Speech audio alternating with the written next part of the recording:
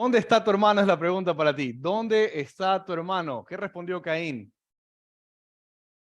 ¿Acaso soy yo guarda de mi hermano? La respuesta del resto de la Biblia es sí, sí eres guarda de tu hermano. ¿Dónde está tu hermano? Y en la resurrección, cuando veamos al Señor Jesús, no te sorprendas si escuchas esa pregunta. ¿Y dónde está tu hermano? Así que mejor respondemos la pregunta hoy. ¿Perdón? ¿Qué tal si mejor respondemos la pregunta hoy? ¿Dónde está tu hermano? Muy bien. Vamos a Hechos capítulo 15 y vamos a continuar con un tema del cual veníamos hablando. Javier me dijo, hagámoslo en dos partes. Yo le dije, hagámoslo en una. Y él me decía, no, hagámoslo en dos. Hay asamblea, necesitamos que sea más breve. Yo le dije, está bien.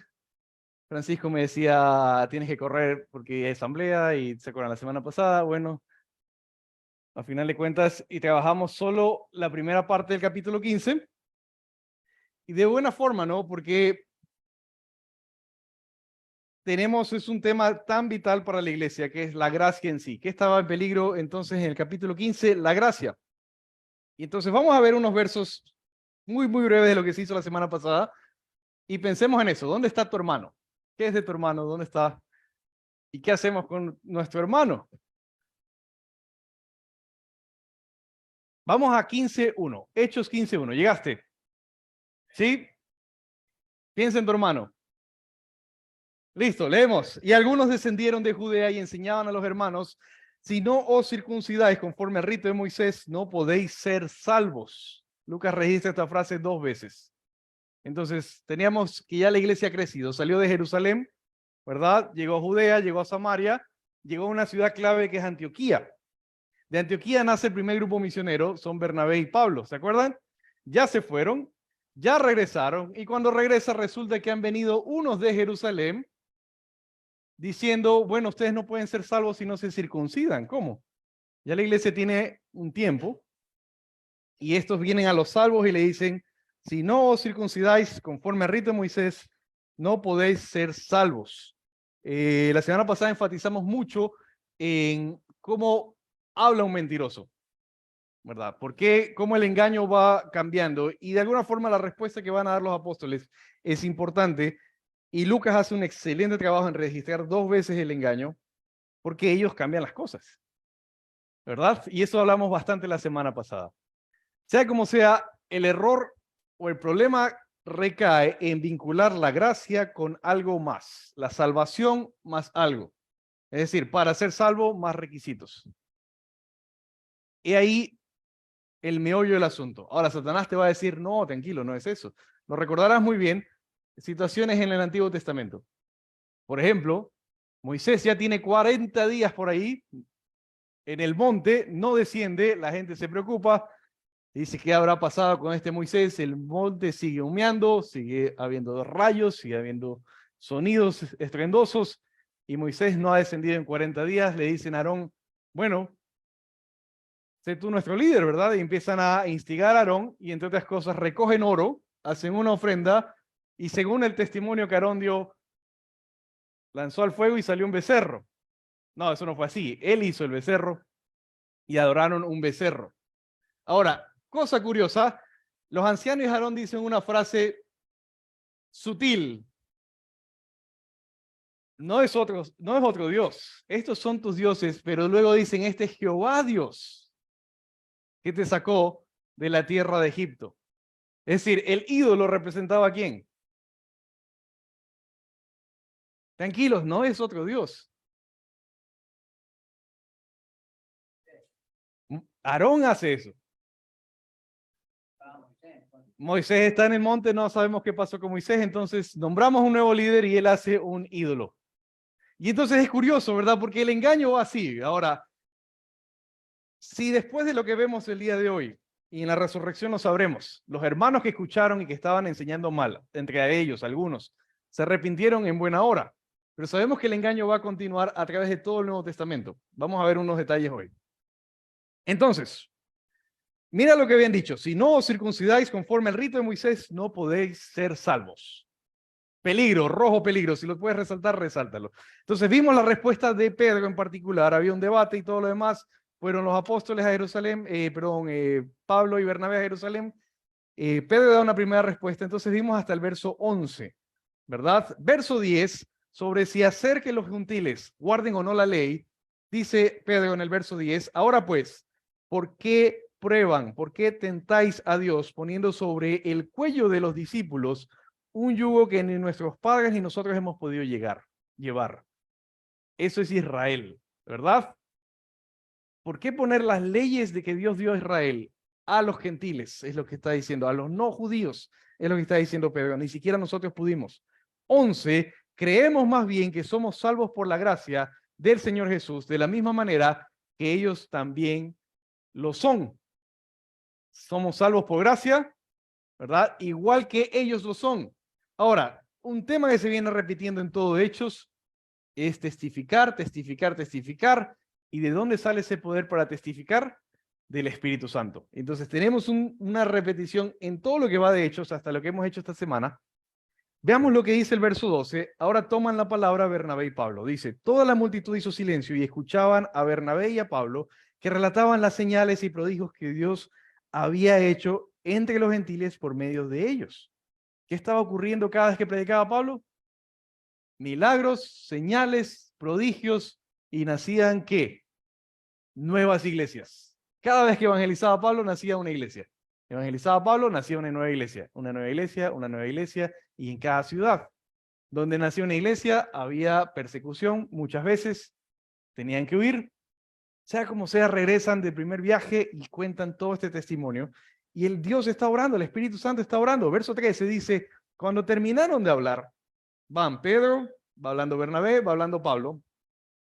Jacobo respondió diciendo, escuchadme hermanos. Este Jacobo no es el apóstol Jacobo.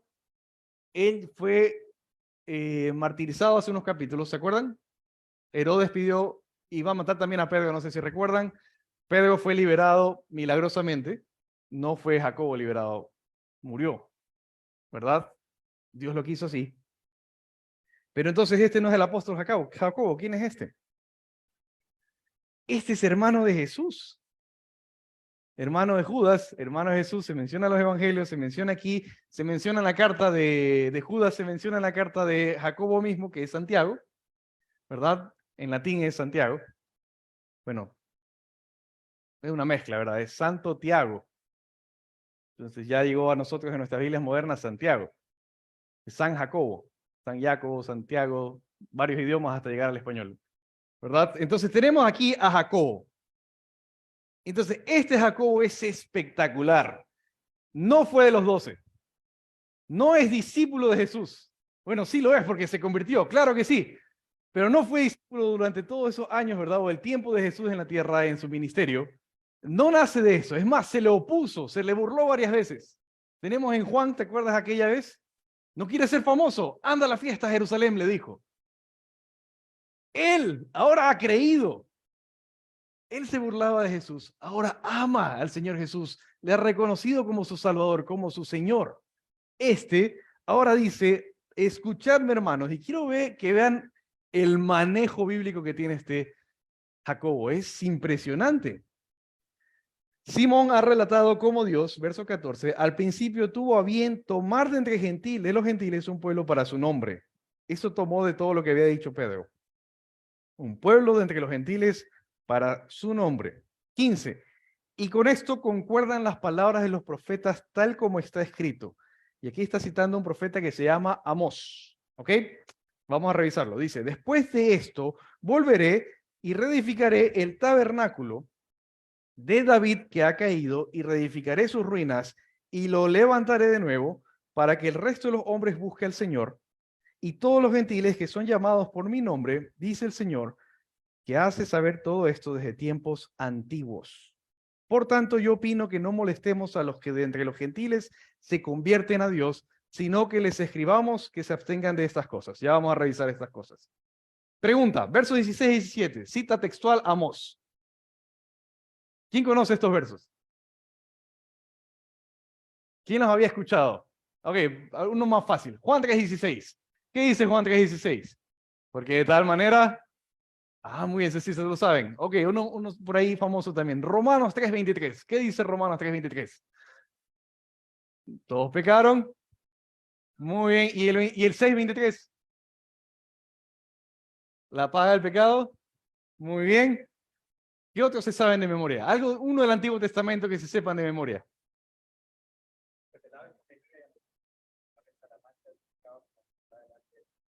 ¿Dónde está eso? Wow, Jeremías 2 y Jeremías 4:4 por ahí. Dice, si vas a volver, vuélvete a mí, dice el Señor. Otro por ahí, Antiguo Testamento. ¿Alguien del Antiguo Testamento? ¿Quién más se sabe? Uno. A ver.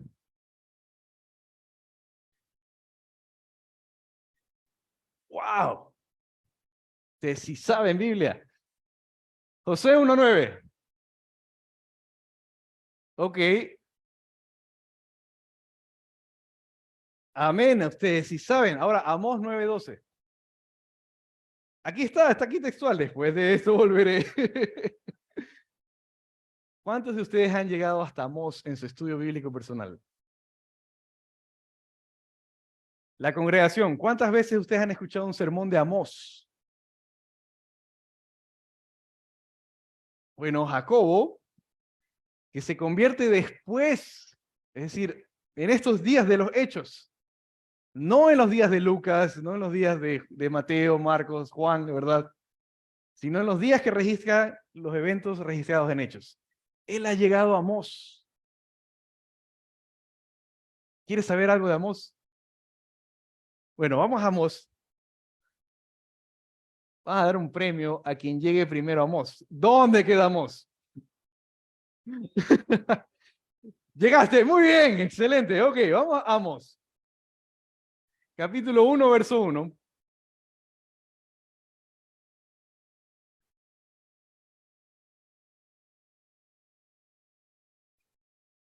Una pregunta curiosa. ¿Por qué Jacobo no citó Romanos, por ejemplo? Todavía no estaba escrito. ¿Por qué no citó Apocalipsis 3:20? Porque todavía no estaba escrito.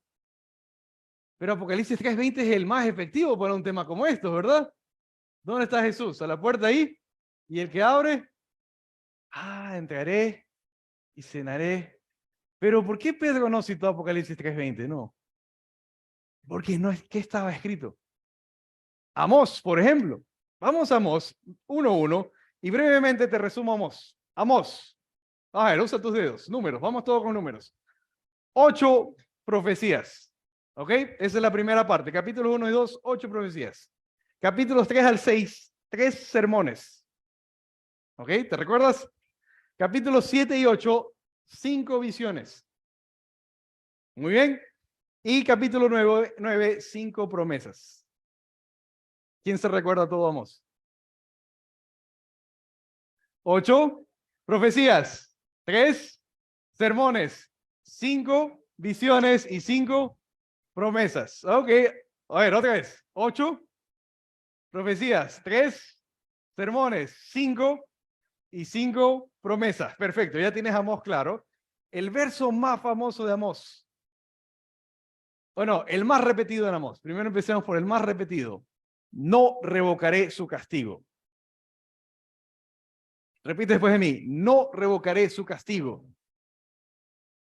Una vez dictada sentencia, Dios le dice a Amós, diles a ellos, no revocaré su castigo. Y el verso más famoso está en una canción de Marcos Vidal. Buscadme y viviréis. Eso es Amós.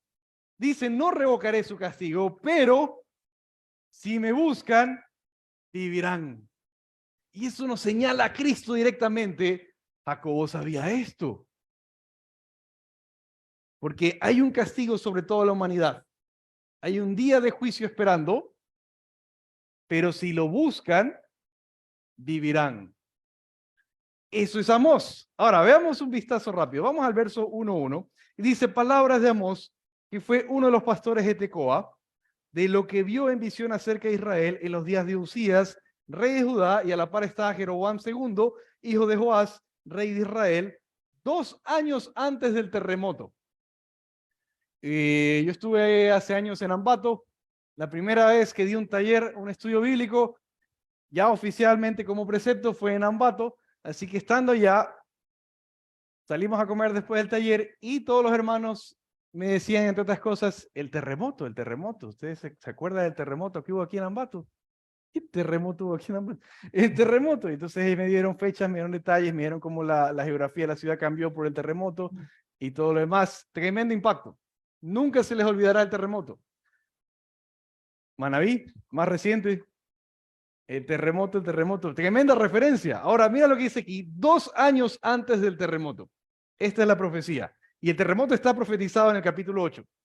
Es decir, de paso a Amós les dice, va a temblar la tierra. 2 años antes del terremoto se los dice. Y entonces empieza. Y esta es de alguna forma como poema.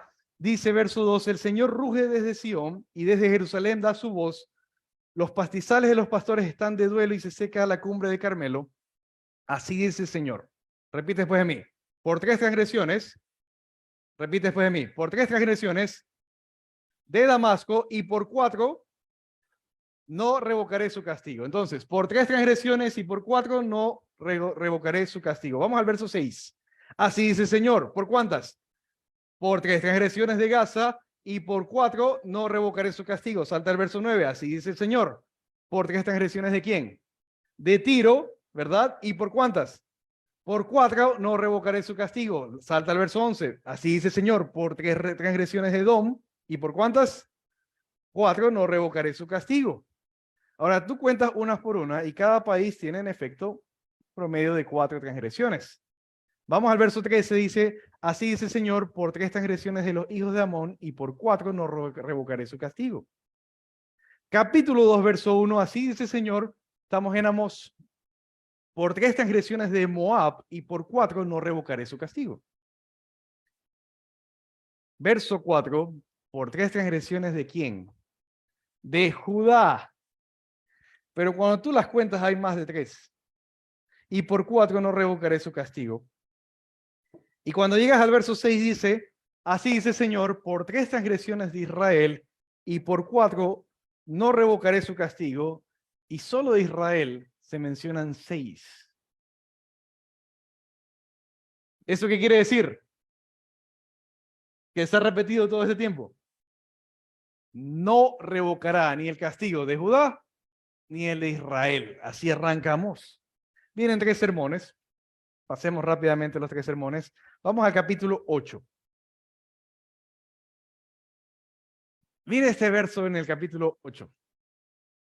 Verso 1. Esto me mostró el Señor Dios. He aquí había una canasta de fruta de verano. ¿Se acuerdan qué había en el capítulo 8? Desde el capítulo 8, ¿cuántas?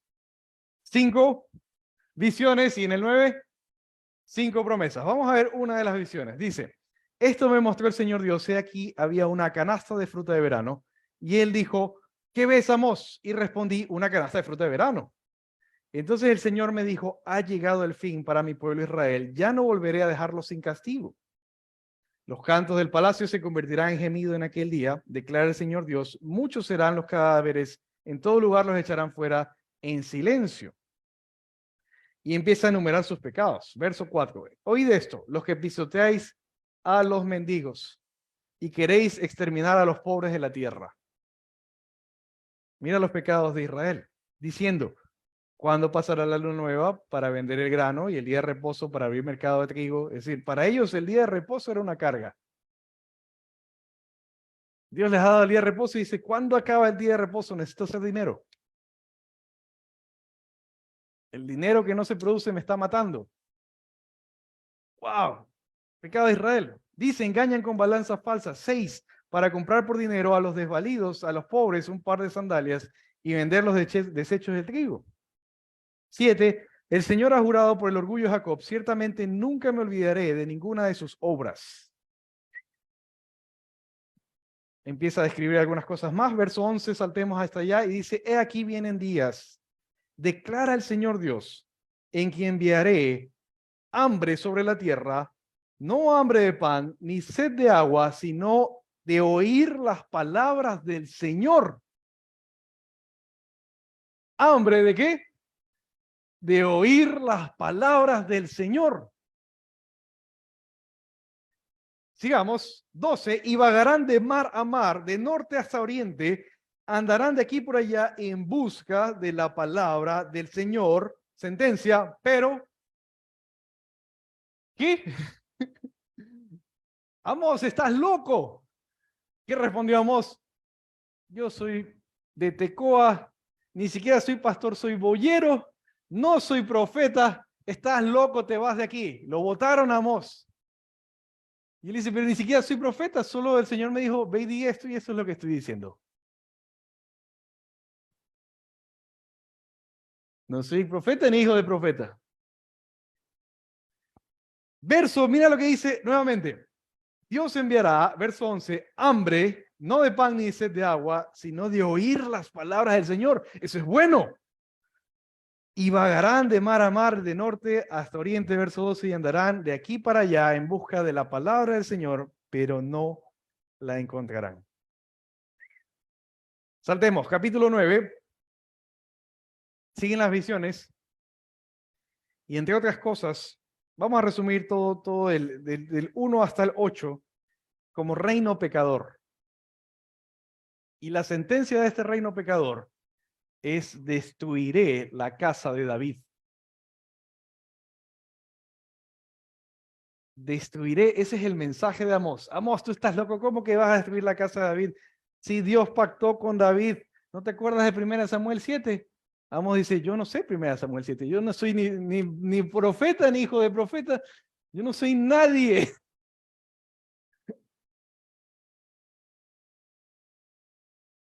Perdón, 2 Samuel 7. Entonces, destruiré la casa de David. No habrá más rey.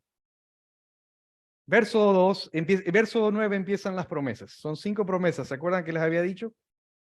Bueno, la mayoría tienen que ver directamente con ese momento. Pero lo que Jacobo entiende, verso 11, dice, en aquel día levantaré el tabernáculo caído de David, repararé sus brechas y levantaré sus ruinas, y lo reedificaré como en el tiempo pasado. Entonces, primero que nada, tiene que destruir la casa de David, ¿verdad? Y luego la levantará, pero ahora está señalándonos a un hijo de David. ¿Quién es el hijo de David en cuestión? Entonces, Jacobo entiende esto, este es Jesús. Verso 2, este es mi hermano. Este es Jesús, es mi Jesús. El hijo de David, verso 12, para que tomen posesión del remanente de Edom y de todas las naciones donde se invoca mi nombre, declara el Señor. Y esa expresión naciones es lo que acá en Lucas se traduce por el cambio de idioma, ¿verdad? De hebreo a griego. En griego se traduce, en vez de naciones, gentiles. Sería la misma palabra. La una de naciones, ¿verdad? El resto de naciones. Y en el Nuevo Testamento la expresión va a ser gentes, gentiles. El resto de naciones, no Israel. Para Israel. ¿Qué nos quiere decir Jacobo con todo esto? ¿Verdad? Ahora, Amós insiste en las promesas, ¿verdad? Y luego dice, restauraré, vamos al verso 14, restauraré el bienestar de mi pueblo Israel, y ellos reedificarán las ciudades asoladas y habitarán en ellas y plantarán viñas y beberán su vino y cultivarán huertos y comerán sus frutos. Verso 15, los plantaré en su tierra y no serán arrancados jamás de la tierra que les he dado, dice el Señor su Dios. Lo que nos lleva a una pregunta, todo esto es con Israel. ¿Qué es de la iglesia entonces? Entonces la iglesia de alguna forma es incluida porque aquí nos habla de las naciones. Jacobo entiende esto. ¿Qué hay de ti? ¿Habías llegado a Amós en tu estudio personal? No. ¿Quién aquí sí llegó a Amós en su estudio personal? Nadie llegó a Amós. Sí, ok. Habían llegado a Amós en tu estudio personal. Viste a Cristo. Pero Jacobo está viendo un detalle más en su estudio personal. Esta es la iglesia. Pero espera un momento, hay algo más. Este es Israel. Ahora, vamos a otro pasaje curiosísimo. Regresemos a Hechos, regresa toda la Biblia hacia adelante. Hechos capítulo 15. Pedro venía hablándonos de algo que ha ocurrido. Pablo también, Bernabé también. Y si ustedes ven desde Hechos 2, viene repitiéndose y citándose un pasaje en Jeremías y otro en Ezequiel. El autor de Hebreos va a citar mucho esos dos pasajes, el de Jeremías y el de Ezequiel. Esto tiene que ver con el nuevo nacimiento. Y nuevamente es con Israel. Pero no solo ocurrió en Israel, ha ocurrido hacia los gentiles también. ¿Y qué hacemos con estos gentiles que se convierten? Hasta ahora no se había decidido nada hasta que se levantaron los falsos maestros y los falsos maestros dijeron, hay que circuncidarlos y hay que hacerles guardar toda la ley de Moisés. La gracia está en juego. Ya Pedro dice que no. Bernabé dice, pero si ya tienen el Espíritu. Pablo dice, ya tienen el Espíritu. Y Jacobo dice, esperen un momento. Simón ha relatado cómo él llevó el Evangelio a los gentiles. Verso 15, y en esto concuerdan las palabras de los profetas, tal como está escrito. 15, 16. Después de esto volveré y reedificaré el tabernáculo de David que ha caído y reedificaré sus ruinas, lo levantaré de nuevo para que el resto de los hombres busque al Señor y todos los gentiles que son llamados por mi nombre, dice el Señor, que hace saber todo esto desde tiempos antiguos. Aquí está la clave del nuevo pacto. Tienen rey. Todo aquel que ha creído en Cristo y le ha dicho te seguiré y te serviré, sé mi salvador, tiene rey. Estaba alguna vez peleando con un amigo mío porque en su iglesia habían empezado a enseñar cosas muy extrañas y estábamos discutiendo. Y un amigo mío de Venezuela estaba también de coincidencia en el país. Entonces, usualmente cuando salimos con ellos, comemos en dos lugares siempre. Comemos un plato fuerte en un lugar muy bonito y aniñado. Y el segundo, por alguna extraña razón, comemos en una hueca bien metida, a veces donde no hay asfalto, no sé por qué, un segundo plato. Entonces ya en el segundo plato, ya estábamos por ahí y comiendo, estábamos conversando y yo estaba molesto. Realmente le decía, pero ¿por qué dicen esto? Esto no está en la Biblia. Bueno, mi amigo de Venezuela me llama la atención, sin importarle ahí enfrente de todo el mundo, todo el restaurante. Bueno, poca gente que no conocía, así que.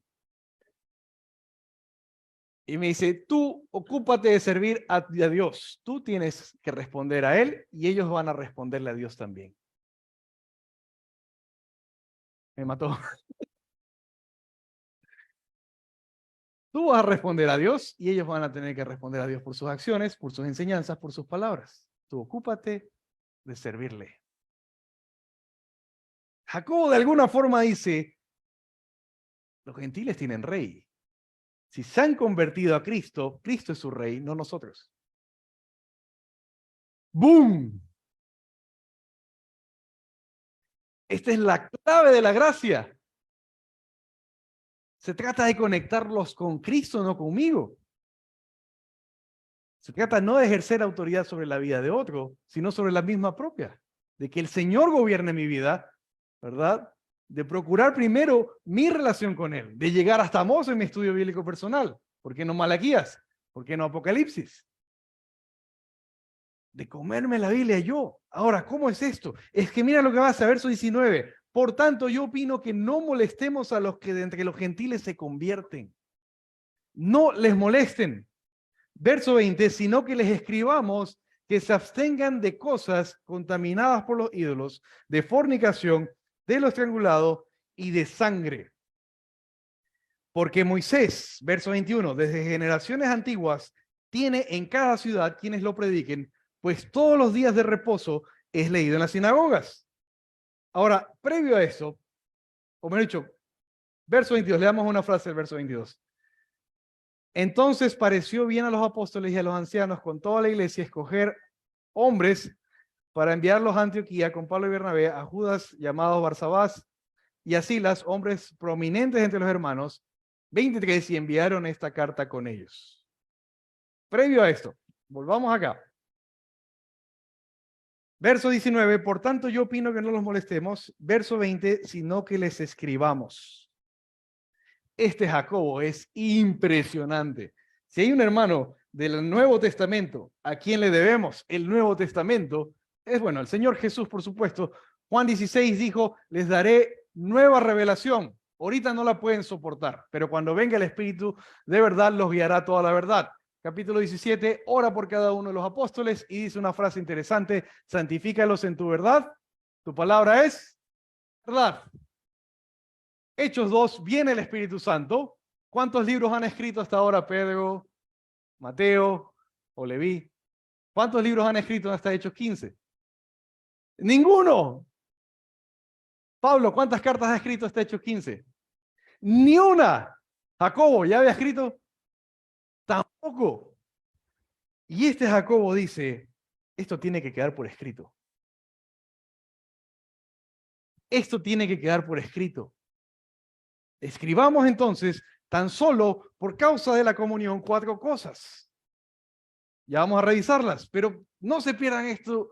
Es un lujo. Si a alguien le debemos que los apóstoles reflexionen todo esto es que hemos estado enseñando, ¿dónde ha quedado? Es este capítulo. Tal vez sería un eje. Los eventos del capítulo 15 son un eje. Justo después de esto, Santiago escribe, Santiago, es Jacobo, este Jacobo es Santiago. ¿Se acuerdan? Les había mencionado, él escribe Santiago. ¿Alguien ha leído Santiago aquí? ¿Han estudiado Santiago? ¿Qué es lo que caracteriza a Santiago? La conducta del cristiano, ¿en qué términos? ¿En qué palabras? ¿A qué libro del Antiguo Testamento se parece a Santiago? Proverbios. Santiago es proverbios más proverbios más proverbios más proverbios, proverbios más proverbios más proverbios más proverbios. ¿Y a qué sermón del Nuevo Testamento se parece a Santiago? Al sermón del monte.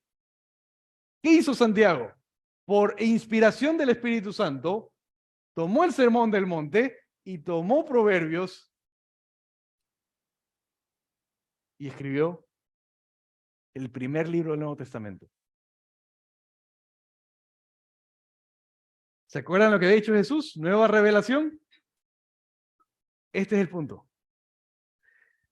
Muy por estos capítulos, porque aquí empieza el capítulo 16, dice que Pablo empieza su segundo viaje, ¿verdad? Llega a las primeras iglesias de Derbe y Listra, y había un discípulo llamado Timoteo. Tienes capítulo 16, 17, llega a Tesalónica. Ya para cuando llega a Berea y Atenas, Pablo se ve obligado a escribir Tesalonicenses. Entonces, entre el 15, el 16 y tal vez el 17, Pablo tuvo que haber escrito Gálatas, la primera carta del apóstol Pablo, que ya es parte de esta nueva revelación escrita. ¿Se acuerdan cómo abre Hechos? Pedro en un sermón dice, profecías de Joel, los jóvenes y los ancianos verán visiones, ¿verdad? Y habrá palabra, y habrá profecía, y habrá señales en el cielo. ¿Se acuerdan cómo empieza Hechos? Primer sermón de Pedro. ¿Qué hay de esas visiones? ¿Dónde quedaron escritas? Ese es el Nuevo Testamento. Los veo como...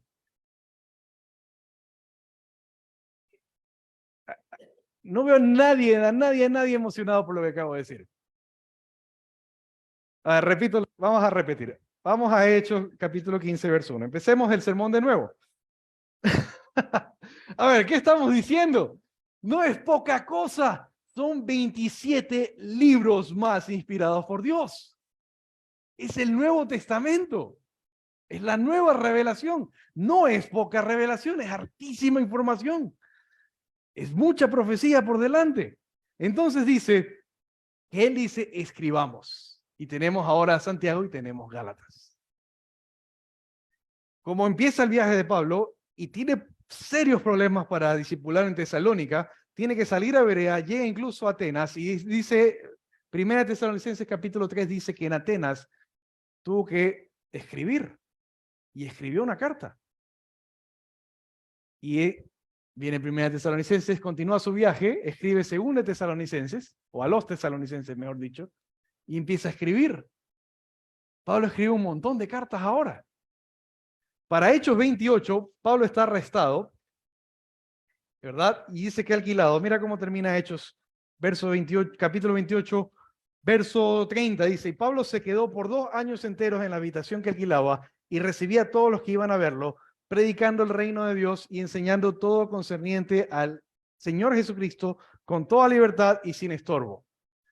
Así termina Hechos. En esos 2 años se escriben 4 cartas más, ¿verdad? Y ahí tienes, por ejemplo, Efesios, conoces muy bien, Colosenses, tienes Filemón y tienes Filipenses. Filipenses, ¿cuál es el verso favorito en Filipenses?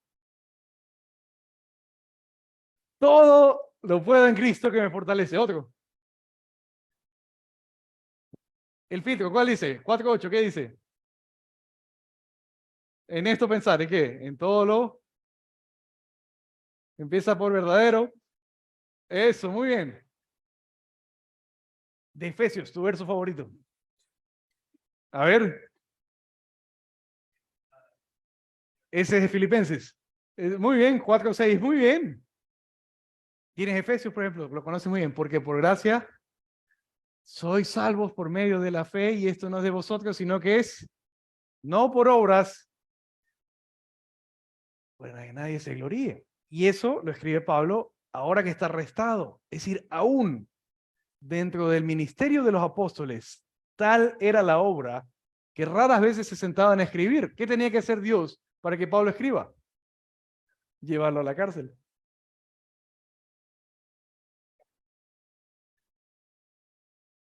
Así nace el Nuevo Testamento. De manera que, conoces este verso muy bien, porque en esos mismos 2 años, Lucas se da cuenta que tiene que hablar con un hermano llamado Teófilo. No se sabe nada de este Teófilo, excepto de lo que dice Lucas al inicio de Hechos y al inicio de Lucas. Teorías locas entre los exégetas, entre los hermanos que admiramos. Una teoría es que era un cristiano que se convirtió. Otra teoría es que Teófilo es un nombre inventado para referirse a todos los cristianos. Otra teoría, y esta me gusta, me llama la atención más que gustarme, es que era de uno de los que tenía que ver con las audiencias de Pablo. ¿Se acuerdan que Pablo apeló a César? Y entonces hay un matiz de defensa, de demostrar que lo que está haciendo Pablo no es ilegal en el Imperio Romano. Entonces hay esas cosas, ¿verdad? Se escribe. Y como cosa curiosa, ¿cómo empieza Hechos? Nace la iglesia, ¿verdad? Viene el Espíritu Santo, nace la iglesia, la gente empieza a convertirse de 3.000, de 5.000, y dice que estos se reunían y perseveraban en 4 cosas.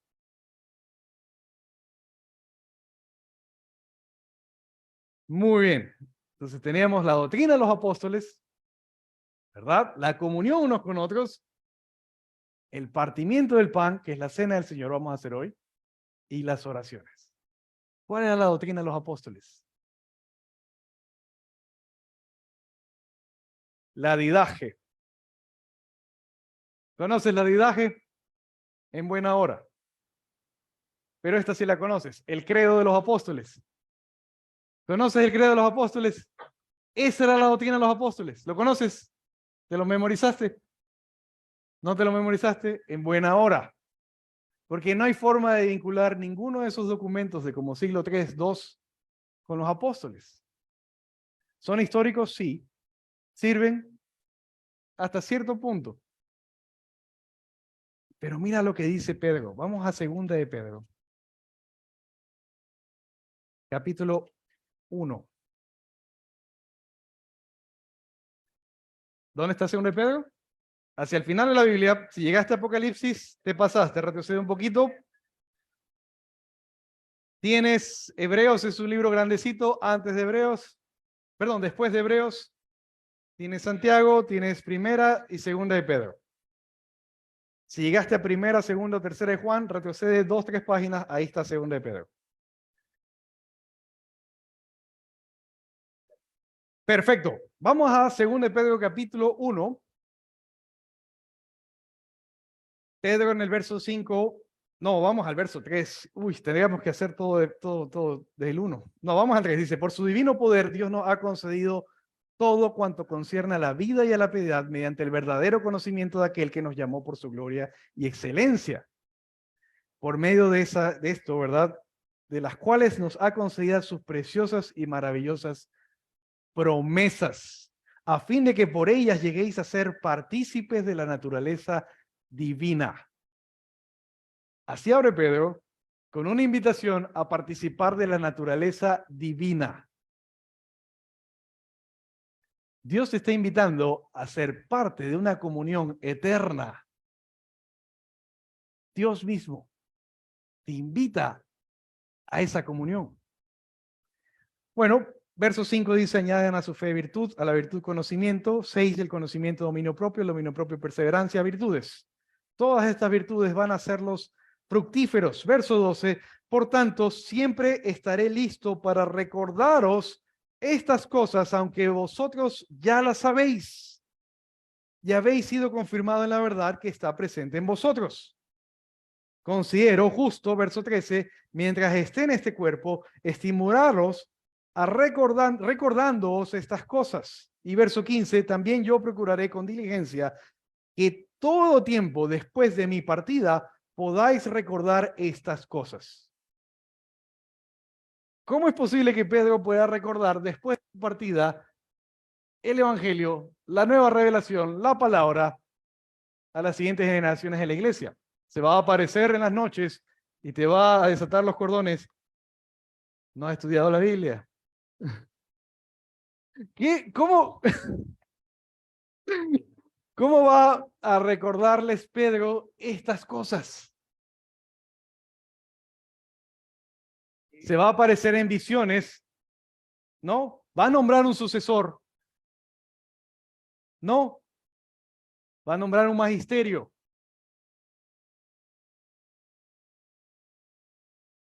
El Nuevo Testamento. El concepto del canon no es un concepto del siglo segundo, siglo tercero. Es un concepto en los días de Pedro. ¿A quién se le ocurrió la idea? Bueno, al Señor Jesús. Juan 16. Pero ¿quién se dio cuenta de la necesidad de poner estas cosas por escrito? Jacobo. Esto tiene que quedar por escrito. Pedro ya está viejo en 2 de Pedro, y no solo eso, el Señor le ha dicho que ya va a morir. Y no solo eso, sabe cómo va a morir.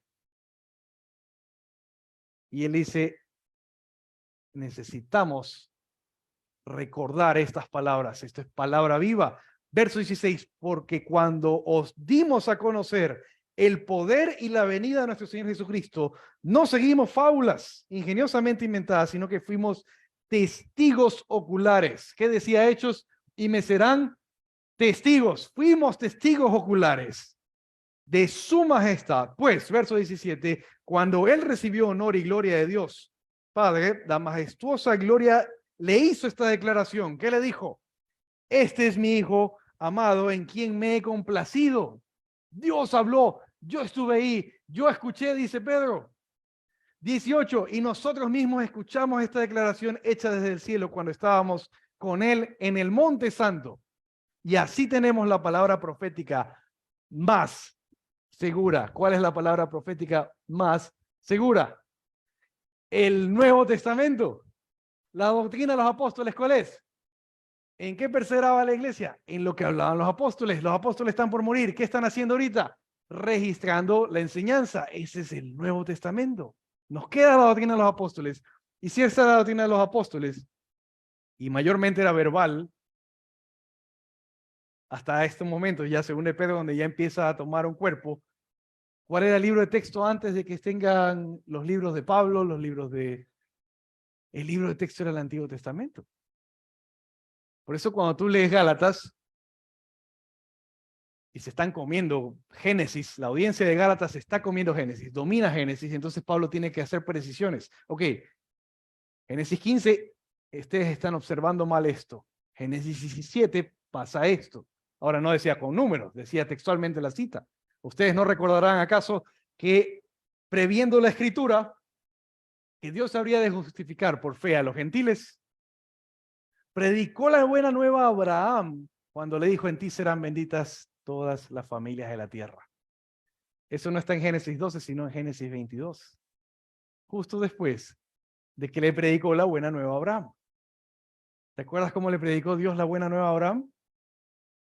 Toma a tu hijo, a tu único, a quien amas a Isaac, y ofrécelo en holocausto en el lugar que yo te diré. Pero cuando llegó, ¿lo sacrificó? No, lo detuvo. Y no solo lo detuvo, sino que Abraham venía diciéndole a su hijo, Dios proveerá para sí un cordero para el holocausto. ¿Y qué ocurrió? Encontró un carnero atado o atrapado entre en sus cuernos, ¿verdad? En un arbusto. Y este tomó el lugar de su hijo.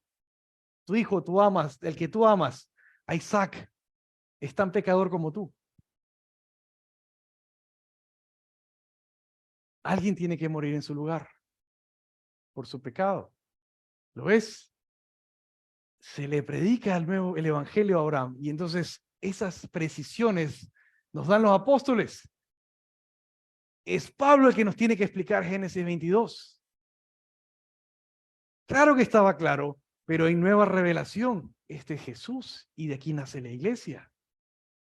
Y asimismo tienes Hebreos, por ejemplo. La audiencia de Hebreos está que se devora el Antiguo Testamento. Ellos habían llegado, al menos, ¿verdad? En el capítulo 11 se nos menciona hasta Zacarías. Sabían exactamente, estoy especulando y estoy molestando, hasta los nombres de las viudas en Reyes.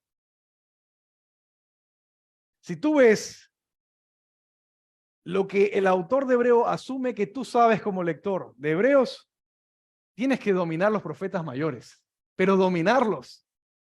Porque la forma en que habla de los profetas mayores, Salmos, él cuenta con que tú domines toda la revelación dada a los salmistas, a David entre ellos, a Asaf, por ejemplo, sobre Melquisedec. ¿Quién es Melquisedec?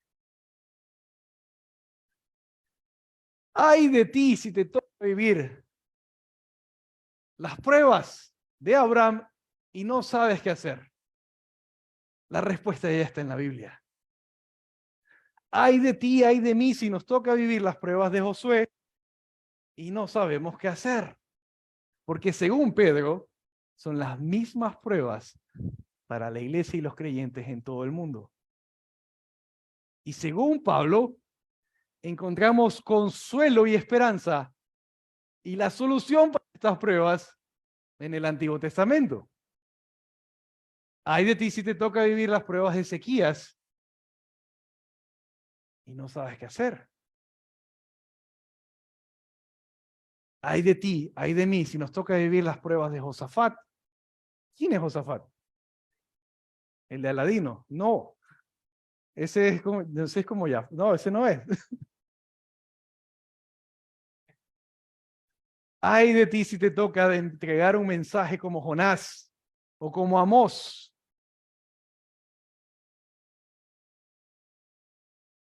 ¿Verdad? Bueno, ya sabemos qué hacer. Ya está revelado qué hacer. ¿Qué tenemos que hacer? Ellos han vuelto a nacer y entonces como han vuelto a nacer, hay algo que caracteriza a aquel que ya tiene rey. Hay algo que caracteriza a aquel que ya tiene rey. Es un hambre insaciable por la palabra. Ahora, la revelación anterior nos decía, tendrán hambre por la palabra y no la encontrarán. La revelación del Antiguo Testamento nos dice, Eclesiastés, Salomón, lamentando una frase horrible. Horrible, es uno de los versos más horribles en la Biblia. No hay nada nuevo bajo el sol. Pero ¿cómo cierra la Biblia? Apocalipsis, Jesús dice, yo hago todas las cosas nuevas. El Antiguo Testamento dice, necesitamos nueva revelación. Eclesiastés tiene las frases más dolorosas, es el lamento de saber que el hijo de David iba a ser pecador. ¿Quién es el hijo de David? Todos pensábamos era Jesús, no, era Salomón. Y el reino perfecto lo tuvo David de alguna forma. Salomón tuvo el esplendor, parece hasta el milenio cuando estás leyendo los capítulos que corresponden a Salomón. Y en eso empiezan sus pecados. Y Dios se lo había dicho en 2 Samuel 7. Tu hijo aprenderá disciplina. Va a ser pecador. Y entonces Dios se presenta a Salomón y le dice, tu hijo va a escuchar a los más jóvenes y en sus días se dividirá el reino. Y no hago esto en tus días por amor a tu padre David. Pero tu hijo va a ser más pecador. Y entonces Salomón escribe Eclesiastés. Es una desesperanza. El vínculo entre Eclesiastés y Cristo es difícil, pero está ahí. Es la necesidad de un rey perfecto. Es la necesidad de nueva revelación, de que ese rey perfecto se revele. Y ese es el rey a quienes tenemos nosotros los gentiles. Ese es el rey que te pregunta, ¿dónde está tu hermano? ¿Qué cree tu hermano? ¿Qué piensa tu hermano? Es el mismo de Génesis 4. El que dice, ve y haz discípulos y me serás testigo y alcanzarán a todas las naciones y harán obras más grandes de las que yo he hecho. Ese es el rey. Aquel que ha creído tiene esa hambre por la palabra, pero se sacia. ¿No me crees? Porque si no tienes esa hambre por la palabra, como Jacobo, por ejemplo, no hay rey en tu vida. Tú estás reinando tu vida. Porque algo espiritual pasa que te da un hambre por la palabra y buscas saciarla y no puedes parar. ¿No me crees? Lo dijo Jesús. ¿No me creas a mí? Míralo en la Biblia, Mateo 5. Bienaventurados. Qué palabra tan hermosa. Qué bendición. Los pobres en espíritu, pues de ellos es el reino de los cielos. Bienaventurados aquellos que se saben, que se reconocen. No sé qué hacer, soy pobre en espíritu. Bienaventurados los que lloran, pues ellos serán consolados. Bienaventurados los humildes, pues ellos heredarán la tierra. Y entonces esta revelación nueva nos revela que nuestra justicia no nos alcanza. Y entonces mira lo que dice, bienaventurados, ¿verdad? Verso 10, aquellos que han sido perseguidos por causa de la justicia, pues de ellos es el reino de los cielos. Bienaventurados cuando los insulten, los persigan, y que por causa de su justicia. Alguien que tiene a Cristo como rey necesita la palabra de Dios. Alguien que tiene a Cristo como rey no puede parar de hablarla. Y es eso, de alguna forma, dejemos que ellos respondan a Dios directamente. Conectémoslos con Cristo. Ahora, un par de aplicaciones. En la luz de falsos maestros, tenemos nuevos falsos maestros. Y me alegra tanto que hayan tantos jóvenes hoy aquí, de colegio, de universidad. Me alegra tanto porque ustedes se están enfrentando a algo que nosotros nunca enfrentamos. La solución de hacer discípulos y de conectarlos que dependan directamente de Dios requiere una buena conexión con Dios y un buen discípulo bien hecho. De manera que cuando vienen los falsos maestros, ¿verdad?, a destruir lo que hemos edificado, es una prueba si está bien edificado o no está bien edificado. Una ilustración la tienes en el Sermón del Monte. El Señor Jesús, quien edifica sobre la roca, ¿verdad? O quien edifica en la arena. Edifica tan fuerte de que nadie pueda derribar. Pero hay un tipo de falso maestro que probablemente marchó ayer.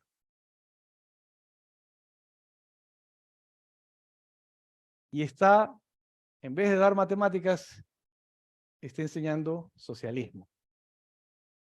En vez de dar literatura, está enseñando aborto. En vez de dar química, está enseñando ideología de género.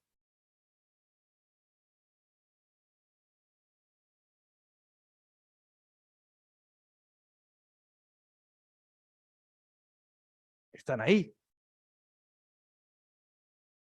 La aplicación va igual. Tenemos que conectarlos con Cristo. Porque no hay forma de lograr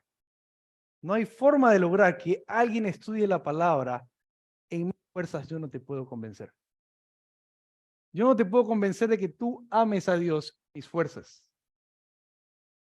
Yo no puedo convencerle al piano que suene si está apagado, si está desconectado.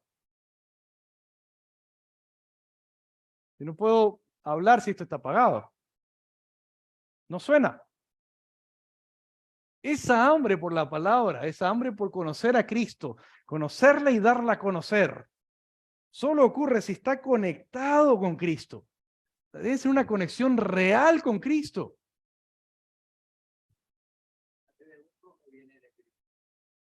Es un encuentro entre la toma, ¿verdad?, de corriente y el equipo. Tenemos que conectarlos con Cristo para que resistamos la falsa enseñanza. Y en este caso, para que los jóvenes y adolescentes resistan, tenemos que conectarlos al Rey. Realmente, nuestra responsabilidad es que ellos respondan directo al Rey. Porque de lo contrario, ¿qué va a pasar? Llegará el día de juicio y Dios no quiera, escuches esta pregunta. ¿Dónde están tus hijos? ¿Dónde está tu hermano? Eso es hacer discípulos. Falleció un primo mío el año pasado y la última vez que hablamos lo tuve frente a frente y empecé ya a hablar del Evangelio y él me hizo una pregunta de psicología y yo fui tan idiota de empezar a citar psicólogos que estaba leyendo y me distraje y no hablé de Cristo. No le proclamé el Evangelio. Era una reunión social, la pasamos muy bien.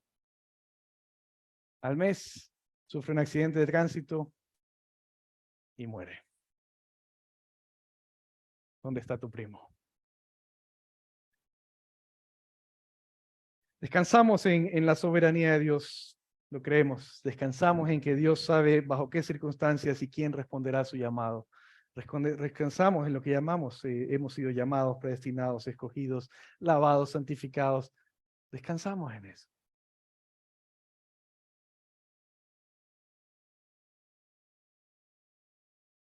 Pero lo ves en Primera de Corintios, Pablo desesperado por sus hermanos. Lo ves en Segunda de Timoteo, todo lo sufro por amor de los escogidos para que ellos alcancen la salvación que también es en Cristo. ¿Vieron Schindler la película? ¿La lista? Cuando ya acaba la guerra. Bueno, hay una escena que siendo el hombre un inmoral y logrando mucho dinero y ayudando de alguna forma a judíos, tiene un punto, ¿verdad?, de cambio en su vida y él dice, estos los van a matar ahorita. Y empieza a comprarlos como si fueran esclavos, pero los compra para liberarlos. Gasta su mayor parte de su fortuna en liberar gente. Pero cuando acaba, le hacen una honra, él recibe la honra y él dice, pero este oro pudimos usarlo para comprar uno más de ustedes. Eso me quebrantó totalmente. Es decir, ¿por qué me dan esto? Hubiéramos comprado un judío más, le hubiéramos salvado la vida a uno más. Se le cae, lo recoge y empieza. Y este carro no lo vendimos, pudimos comprar 10 judíos con este carro. Es una escena impactante. Bueno, ahorita nos damos ciertos lujos, ¿verdad? Y vivimos en tal libertad que a veces comemos en un lugar muy bonito y a veces nos compramos y decimos, ya es hora de cambiar de vehículo, ya es hora de... Y nos damos eso, ¿verdad? A la luz de la eternidad. Dios dice, no revocaré su castigo. Ya hay una sentencia, la paga el pecado de su muerte. Pero hay un mensaje de esperanza y de salvación que lo tenemos tú y yo.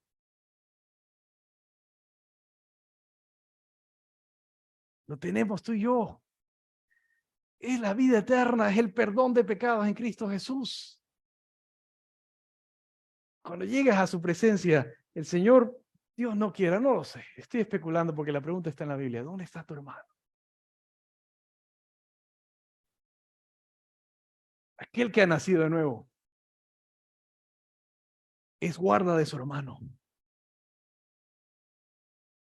No para de orar por su hermano. Cada vez y cuando hago este ejercicio, escribo una lista de oración nueva. Esta Biblia es vieja, tengo una nueva con la lista de oración en la última página. Y pongo entre esos cada vez y cuando 5 no cristianos. Y no paro de orar hasta que se conviertan. En varias listas tengo los 5 vistos. Han llegado a Cristo.